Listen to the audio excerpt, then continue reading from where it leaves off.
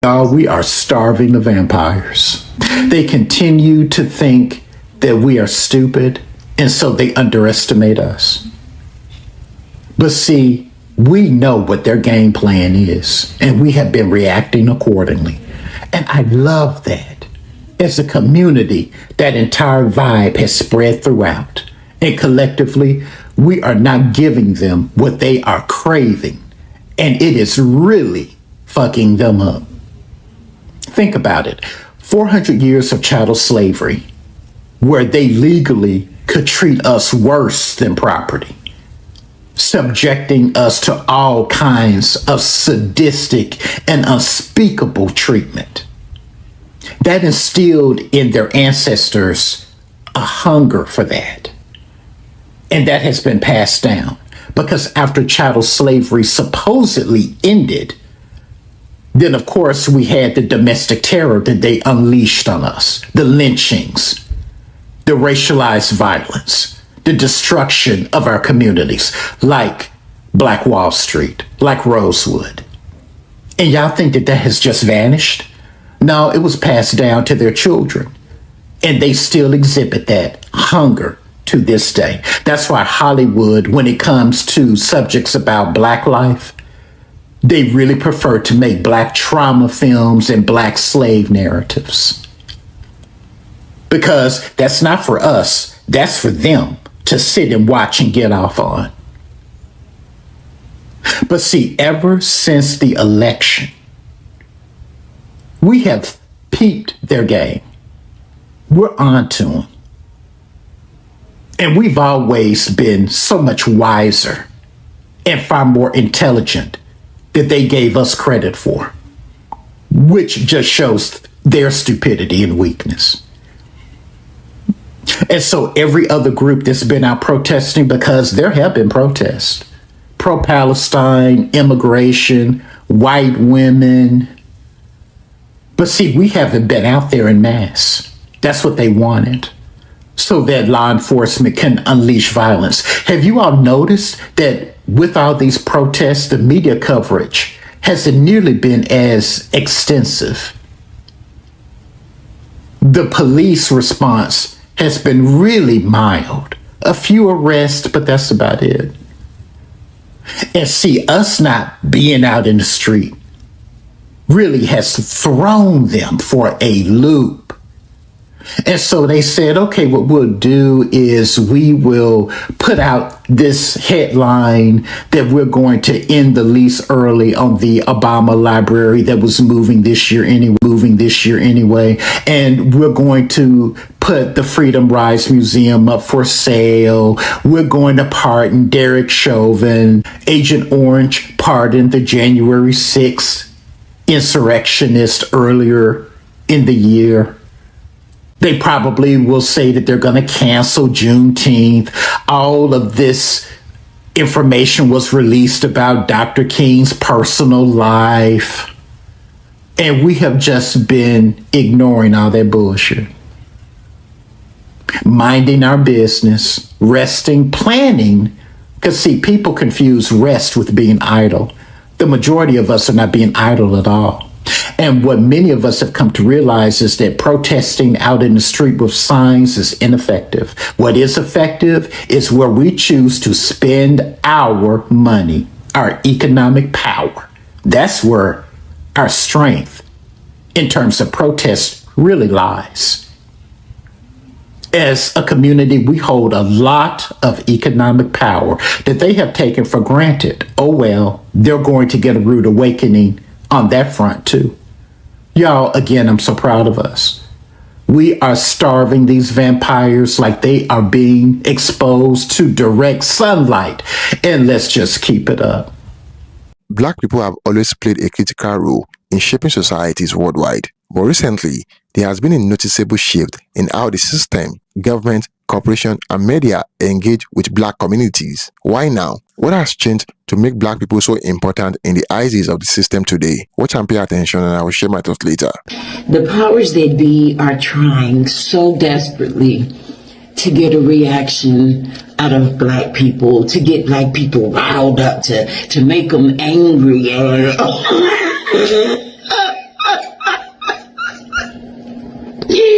I'm sorry, but it is truly, truly laughable because it's not working. It's like first they, want to get Derek Chauvin pardoned. We don't give a fuck. And then they make this big dramatic scene about tearing up the Black Lives Matter mural. And all I'm thinking to myself when I'm watching that is, that's a lot of fucking money. They could just paint it over this shit. What they don't understand is when we say we're done, we're done. Like, none of that shit is moving us. We cannot be moved at this point. So what y'all should be mad about is they wasting y'all fucking tax dollars to jackhammer that shit up when they could have just repainted it. We gonna be alright. Always have been, always will be. Hey, good morning, my people. Listen, couple of things. I don't like really pointing fingers and talking shit to a lot of people, but about politics. That's what I mean to say. But if you voted for Trump, you're stupid. That's that message. That's that. We got that out the way. Okay. To my Negroes that voted for Trump. Boy, I tell you, when I tell you, y'all, you lay in the bed you made. How about that? To you Hispanic motherfuckers.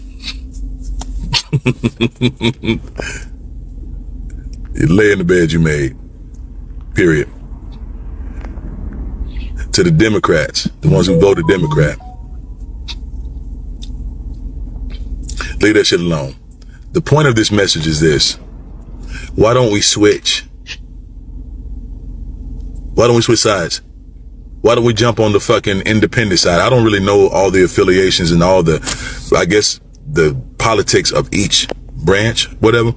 But with as many of us it is out here, we could probably create our own political party and name it something else. Did you know that? Did you possibly know we can all switch sides and rock this whole fucking boat? Damn near tilt it the fuck over. Let's go independent. Why not? Why not? All of us. Let's do it.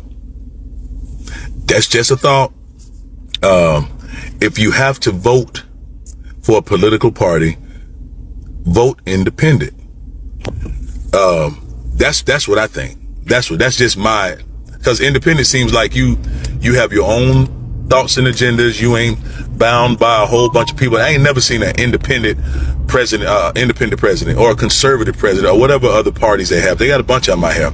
I ain't never seen one of them. Never.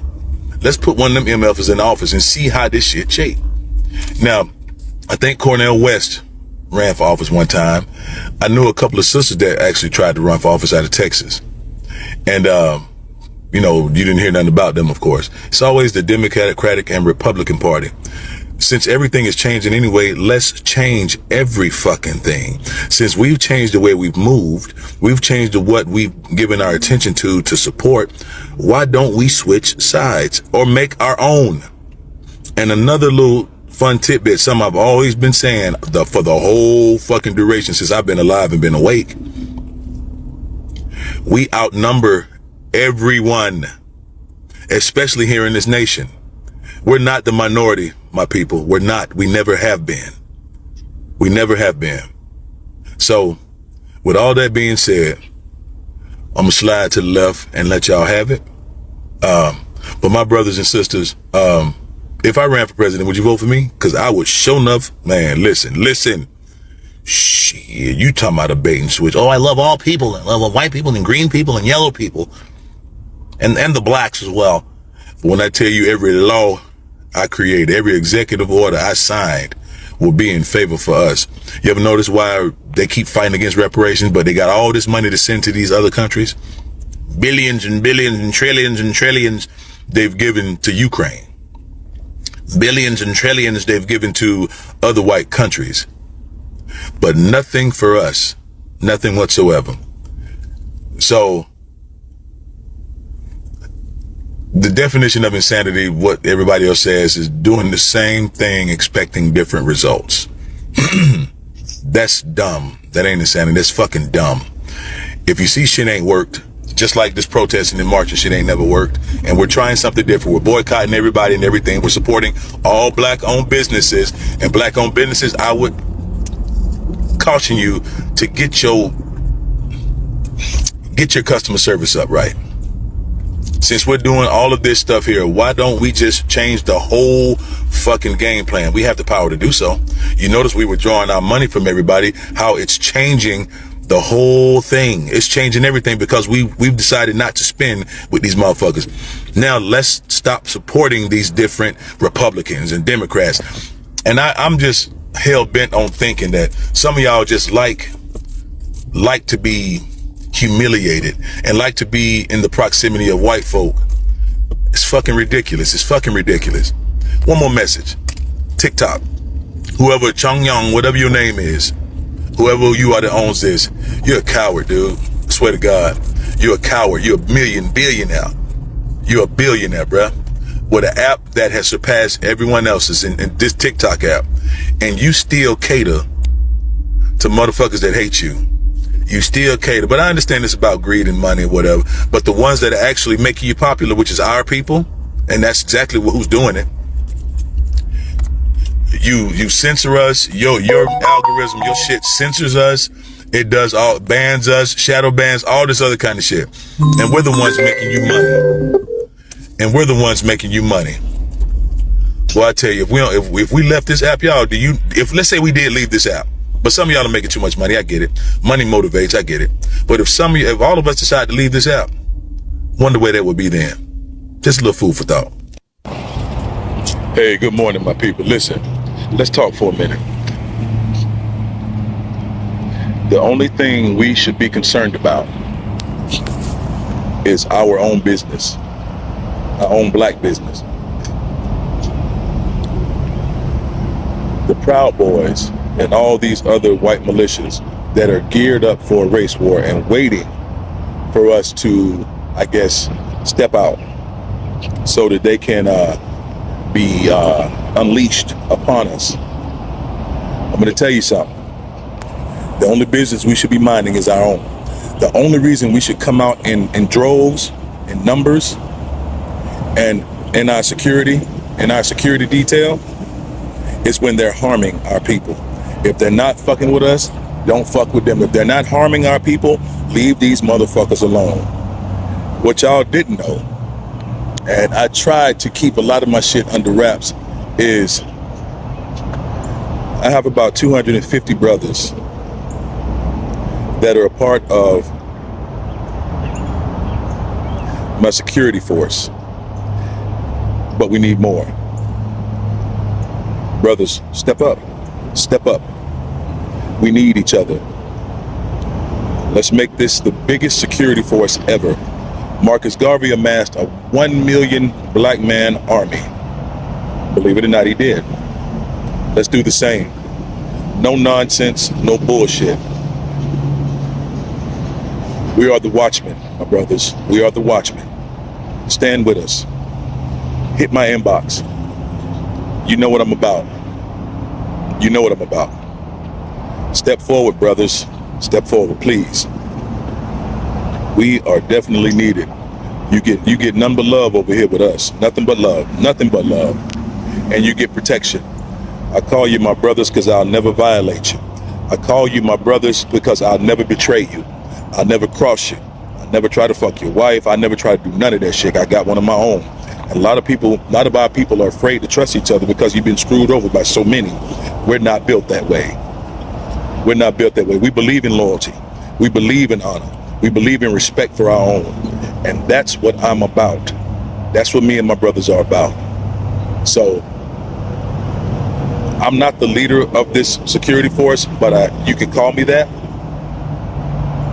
But we're all leaders in our own right. We're all warriors. Arise, warrior. Let that motherfucker wake up in you. Let that animal out the cage in you. Let him out the cage and let him walk back and forth for a little while. He needs to stretch his legs. Let's get together and let's train. Let's put our money together and let's build. Let's put our minds together and let's motherfucking set everything on fire. Not literally, figuratively. You get my point. We're strongest together. We're powerful together, brothers. No one can stop us. No one can stop us. I'm gonna say it again. No one can stop us. You understand? And I need you to know it. I need you to know it. Share this message, share this video. It needs to reach damn near every black man, every black veteran out here. Share this. We are the watchmen, my brothers. Stand toe to toe with your brother. You got me, and I got your back, 100%. But if you're doing harm to our people, you're on your own, period. The Italians were loyal to each other, and they dealt with bullshit that in their ranks between each other. Yeah, they were killing a lot of their own people. They were killing a lot of the people who were disloyal. They sure did. That's what loyalty is. You never go against your family. You never go against your own interest. I'm not gonna say too much because I could. That's Shay, my brothers. You know I'm here. Holla at your boy. My debate or argument today is that DEI, or the opposition to DEI in government and the public sector, is rooted in racist ideologies, and I'm going to tell you why. Diversity, equity, and exclusion, or DEI programs, exist because of systemic racism, discrimination, and the exclusion that has historically shaped our society, especially in the public and government sectors. The idea that DEI is unnecessary or harmful is not even based on facts, but rather the desire to maintain the status quo, which disproportionately benefits white Americans over marginalized communities. Opposing DEI doesn't mean just going against a policy. It means going against correcting historical injustices, leveling the playing field, and creating fair opportunities for all people. In that stance, whether intentional or not, aligns with racist ideologies. The first thing you need to understand about DEI is that it exists to address systemic discrimination. DEI policies were created in response to real documented discrimination. I'm talking in hiring, promotion, education, and public programs. Government agencies and public institutions have a long history in racial bias, from Jim Crow laws to redlining to racial disparities in policing and public funding. If discrimination has historically favored white people, then removing DEI is a direct effort to keep that imbalance in place. Now, if you listen to the right, they'll say, oh, DEI is unnecessary because there's already laws in the books to prevent discrimination. Having laws against discrimination does not mean discrimination stops happening. That's like saying we don't need police because laws already exist against crime. Another thing that bothers me about DEI is that DEI opponents use racist dog whistles. Anti-DEI arguments use coded language to disguise their racial bias. Terms like colorblind or merit-based and woke agenda are used to suggest that any focus on race is unfair, when in reality, the system was never fair to begin with. The Trump administration and far-right politicians target DEI because it challenges white supremacy in government institutions. If you dismantle DEI, what's left? A system that still favors white people while acting like race isn't a factor. That's textbook racism. Now, some folks from the far right in the Trump administration believe that DEI is reverse discrimination because it benefits minorities. If DEI was reverse racism, that would mean that white people were historically oppressed, denied access to education, and locked out of government positions for centuries. That never happened. That's how I know opposition to DEI is about power, not fairness. Historically, when marginalized groups fight for equal access, whether it's in civil rights, voting rights, or DEI programs, there's always backlash from those who benefit from inequality. When people oppose DEI, they are not fighting for fairness. They are fighting to keep a system that benefits white people as a default. If DEI opponents truly believed in fairness, they would advocate for more outreach, more investment in marginalized communities, and more representation. Instead, they advocate to remove these efforts entirely. Now, you can say all you want that DEI lowers standards, but if you go with that thought, you're basically saying that only white men are qualified for positions, and that diversity means hiring less competent people. And that assumption is racist at its core. And this is exactly why I feel like DEI opponents are defending a racist system. DEI does not take opportunities away from anyone. It ensures that opportunities exist for everyone, regardless of race, background, or identity. If someone believes that DEI should be removed, they are advocating for a system that continues to favor white people while ignoring racial disparities. And if you support a system that keeps racial inequality in place, what does that say about your ideology? It's racist, whether you admit it or not. For centuries, black people have been at the heart of political and economic systems, often exploited but undeniably essential. From the labor that built empires to cultural innovations that shaped global trend, the black experience has always influenced history. But why is there an increased focus now? Several factors explain this shift. First, political engagement with black communities as such. Movements like Black Lives Matter are first institutions to reckon with systemic issues, making black voices impossible to ignore. In countries like the US, UK, and France, black voters are key to election outcomes, pushing politicians to cater to their concerns. Another reason is economic power. Black consumers drive trends in fashion, music, tech, and entertainment, influencing billions of dollars in global spending. Corporations are recognizing this influence, launching targeted marketing campaigns, and diversifying leadership, not necessarily out of goodwill, but because black spending power is undeniable. Social media has amplified black cultural influence. From TikTok dance to viral fashion trends, black creatives set the tone for what is popular worldwide. The system can no longer afford to ignore the impact of black artists, entrepreneurs, and thought leaders who dominate digital spaces. Beyond pop culture, there is also a growing push for reparation and systemic change. Government and institutions are being pressured to acknowledge historical injustice and correct economic imbalances. While some politicians have been symbolic, the fact that these discussions are happening at high level is a sign of black people's undeniable importance in shaping the future. The real question is, what will black people do with this newfound attention? Will the system focus leading to lasting change, or is this just another cycle of performative engagement? The power to shape the future lies within black communities themselves. What do you think? Is the system focused on black people genuine, or is it just another way to exploit black influence? Let us talk about it in the comments, and do not forget to like and share and subscribe for more content like this. Until next time, cheers and have a good one.